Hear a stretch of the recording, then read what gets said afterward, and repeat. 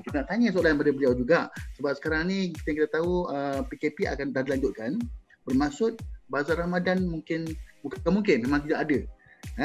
Berebut orang nak buat e-bazar dan sebagainya, tapi masalahnya terdapat ramai usahawan di luar sana telah menempah membeli barang-barang yang untuk dijual ketika bazar Ramadan. Benar jangkaan usahawan ni akan ada bazar Ramadan. Kenapa ada masalah sebegini, barang-barang tak dapat dijual, barang-barang jadi aset yang tak boleh dijual. Jadi mereka memerlukan bantuan, pinjaman ke, geran ke. Jadi ini yang kita nak balik semula pada topik asal kita. Mungkin tuan-tuan kita boleh beritahu apakah package yang sesuai untuk mereka mohon, dan adakah blacklist pun boleh mohon. Yang ketiga, bank-bank ataupun institut kewangan mana yang sesuai dengan kategori usahawan atau industri yang usahawan ceburi. Sebab kadang industri usahawan ni banyak, ada yang jual makanan, jual pakaian kan, ada event. Jadi mungkin boleh terangkan lebih lanjut tentang industri dari segi bantuan yang diberikan, khususnya dalam bantuan upah lah.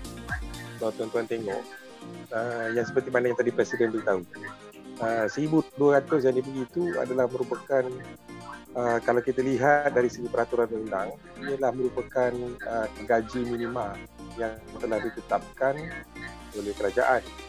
Jadi kalau kita di bawah daripada 1,200, maksudnya kita telah pun melanggar peraturan ataupun undang-undang berkenaan dengan gaji minima. Jadi peraturan gaji minima 1,200. Jadi jumlah 1,200 ni dulu kita terpaksa bayar rumah dan juga kenderaan. Hari ini 1,200 ni tak perlu dibayar. Untuk tempoh 6 bulan diberikan moratorium untuk kita tak bayar-bayar. Jadi bagi kepada majikan pula, kalau bagi majikan pula, katalah gajinya 2,000, staf kita gaji 2,000 dan kita kena bagi bantuan yang kita terima adalah 1,200. Jadi soalan yang timbul ialah, adakah kita perlu tambah RM800? Sebab itu di bawah kecil rancangan ini, kalau ramai tak perasan sangatlah, sebab Yang Amat Berhormat Perdana Menteri telah mengatakan bahawa meminta supaya kita berbincang dengan staf kita, berbincang dengan staf kita supaya bagaimana kelangsungan perniagaan ini boleh diteruskan selepas 3 bulan. Jadi sebagai staf pula, sebagai pekerja dengan majikan, kita kena lihat dari segi jangka panjang. Kalau kita lihat pada situasi sekarang, semua orang sibuk, kata saya perlu mendapat bayaran penuh dan sebagainya. Tapi kalau cuba bayangkan, selepas 3 bulan anda tak ada kerja, mana yang anda nak? Supaya di sinilah wujudnya yang dipanggilkan keharmonian dalam industri itu penting.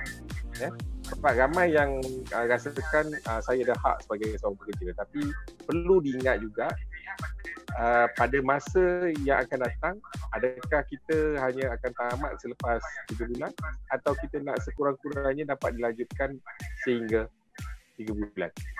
Okey, terima kasih.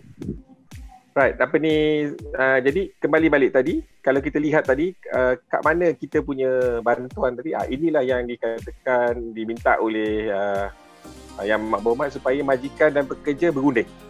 Berunding. Kenapa kena perlu berunding? Sebab untuk memastikan bahawa kelangsungan perniagaan ini akan berterusan. Jadi janganlah kita dalam keadaan sekarang memikirkan pasal hak masing-masing. Sebab mesti ingat, kita sekarang berada dalam keadaan yang sukar, yang situasi yang mana tidak pernah dialami oleh kita selama kita hidup. Mungkin datuk nenek kita pernah alami sebab peristiwa wabak ni sebenarnya berlaku secara berulangan. Kalau kita lihat secara tak langsung, ia berlaku setiap 100 tahun. Jadi dan ketika kita 100 tahun yang dahulu, kita masih di bawah jajahan British. Jadi perkara ni mungkin tidak menjadi satu bebanan atau satu pemikiran yang dilakukan oleh orang Melayu itu. Sebab kita kebanyakannya dalam pertanian. Jadi bagi orang yang duduk di kampung, benda-benda ni tidak terasa. Tapi pada hari ini, bila selepas kita dah beransur merdeka dan sebagainya, kita dah maju, kita dah berada di perbandaran. So mereka yang berada di pembandaran menghadapi bahawa kelangsungan kehidupan bukan berdasarkan pertanian saja, tetapi kelangsungan kehidupan berdasarkan kepada upah yang diterima. Oleh yang demikian, kalau kita lihat juga satu kebaikan yang dibuat oleh kerajaan kita yang kalau kita pandang ialah memperkenalkan EIS, iaitu Scheme Insurance bagi mereka yang diberhentikan kerja. Jadi ada dua pilihan di peringkat majikan sebenarnya. Majikan boleh memilih untuk memberikan cuti tambah gaji sepanjang tempoh PKP ataupun sepanjang tempoh 6 bulan bagi memastikan kecairan syarikatnya boleh terus hidup. Ya. Nombor dua yang boleh dilakukan adalah dengan meneruskan pembayaran upah tapi dengan disubsidi, dengan diberikan bantuan oleh kerajaan. Sebab syarat untuk mendapatkan bantuan upah subsidi ini oleh kerajaan kepada majikan adalah syarat dia selepas 3 bulan mesti retain lagi pekerja ni.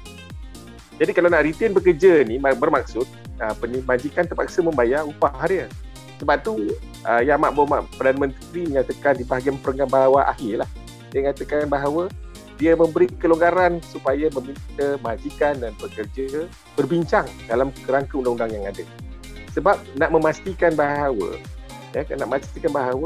proses kelangsungan perniagaan ini dapat berjalan 3 bulan seterusnya. Ramai orang ingat bahawa PKP ini hanya 3 bulan. Bagi pandangan dia buat, kita rasa PKP ini akan berterusan sehingga hujung tahun pun. Ya?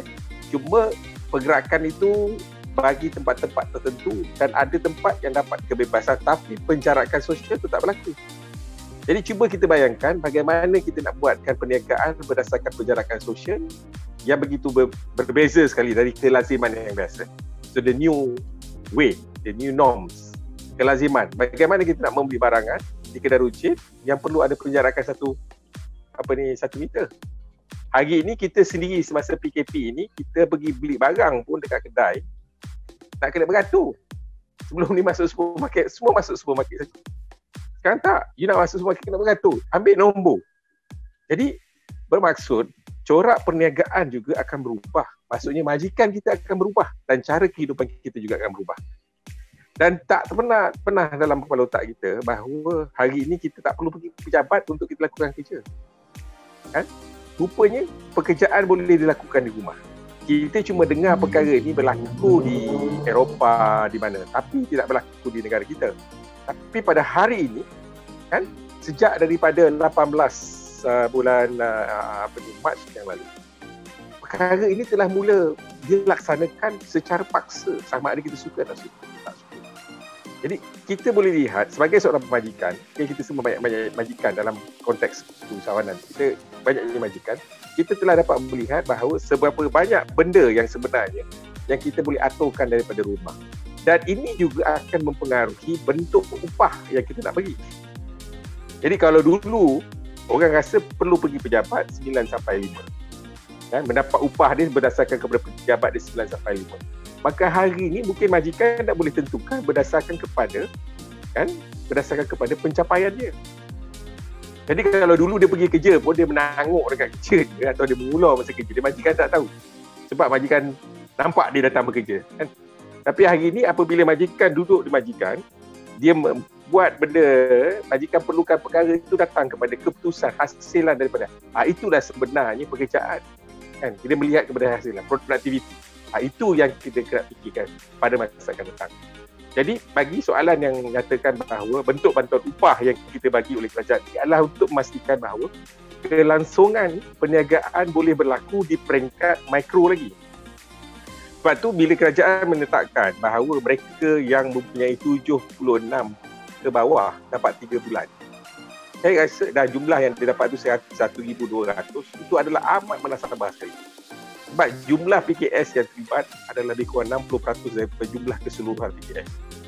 Jadi tuan-tuan cuba fikir, dalam tempoh 3 bulan ini majikan telah dibantu. Dan sebagai seorang pekerja, jangan cakap saya nak 1,000, saya nak tetap gaji saya 2,000 sedangkan saya tidak buat kerja. Jadi cuba bayangkan juga dari segi kaedah hukum lah, kan? Kaedah hukum sama juga. Kalau kita tak bekerja, kita ambil upah pun tak kena juga. Kan? Sebab pembayaran upah tu dari segi perundangan adalah berdasarkan kepada apa yang kita lakukan. Jadi perundingan ini penting untuk memastikan kelangsungan perniagaan ini bukan hanya untuk tempoh PKP 3 bulan ni. Kita baru lepas 1 bulan. kita masuk bulan kedua. Dan dia perlu menjadi selasih. Kalau kita ambilkan konotasi yang tempoh dia adalah 6 bulan, jadi apakah persediaan kita? Ini yang penting sekarang. Apakah persediaan kita? Adakah kita sentiasa ingin mendapatkan bantuan, ataupun bantuan ini perlu diberikan kepada semua secara pukul rata, ataupun diberikan kepada sektor-sektor tertentu? Sebab itu pandangan saya rasa kalau kita lihat bentuk bantuan upah subsidi yang diberikan dalam tempoh 3 bulan, ini bermaksud sebab dianya across the board, maksudnya ke pukul rata. Tapi saya rasa pandangan kami ialah selepas 3 bulan seterusnya, mungkin dia akan dibagi mengikut sektor-sektor atau industri-industri tertentu yang terkesan, kan? Yang majikannya terkesan.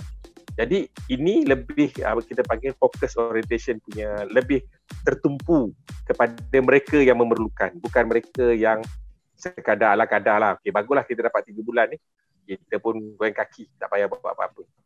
Jadi dan tak payah memikirkan.